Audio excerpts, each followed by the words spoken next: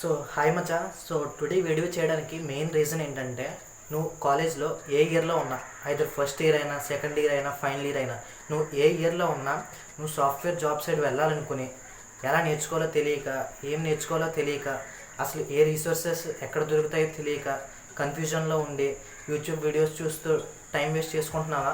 So అయితే ఈ video నీకోసమే, లాస్ట్ వరకు చూడు. సో నేను కూడా కాలేజ్ సెకండ్ ఇయర్లో ఉన్నప్పుడు నాకు పెద్ద ఐడియా ఉండేది కాదు మచ్చా. ఎక్కడి నుంచి నేర్చుకోవాలి, ఎలా నేర్చుకోవాలి, అసలు సాఫ్ట్వేర్ అంటే ఏంటి, వెబ్ డెవలప్మెంట్ అంటే ఏంటి, ఏఐ అంటే ఏంటి, ఇవన్నీ నాకు తెలిసేది కాదు.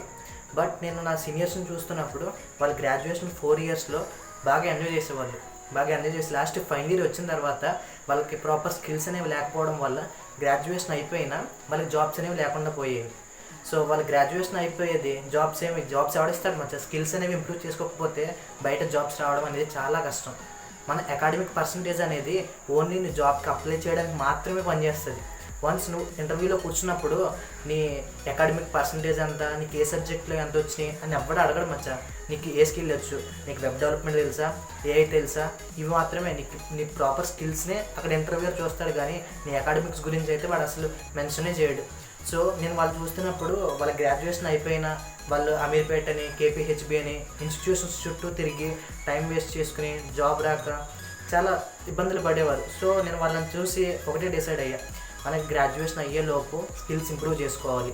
స్కిల్స్ లేకపోతే బయట మార్కెట్లో మనకి ఎవడో జాబ్ ఇవ్వడు. సో అని డిసైడ్ అయ్యి నేను కూడా యూట్యూబ్లో వీడియోస్ చూస్తూ నాకు ఏం చేయాలో తెలియక ఒక కోర్స్లో ఎన్రోల్ అయిపోయి 2.5 lakhs పే చేసి ఆ కోర్స్లో మాన్స్టాక్, డిఎస్ఏ, ఏఐ అండ్ ఇప్పుడు డేటా సైన్స్ జరుగుతుంది అనుకోండి.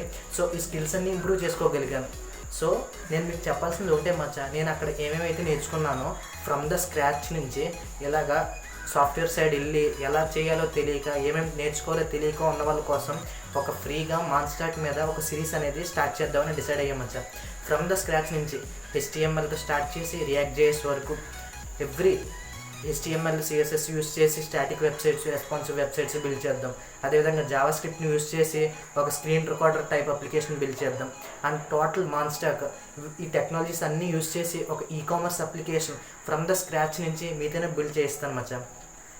మనం ఏదైతే నేర్చుకుంటున్నామో ప్రతిదాన్ని విజువల్ స్టూడియో కోడ్లో ప్రాక్టికల్గా ఇంప్లిమెంట్ చేస్తూ, ప్రతిదానికి నోట్స్ ప్రొవైడ్ చేస్తూ, ఎవ్రీడే యూట్యూబ్లో ఒక్కొక్క వీడియో అనేది అప్లోడ్ చేస్తాం మచ్చా ఒక్కొక్క టాపిక్ గురించి.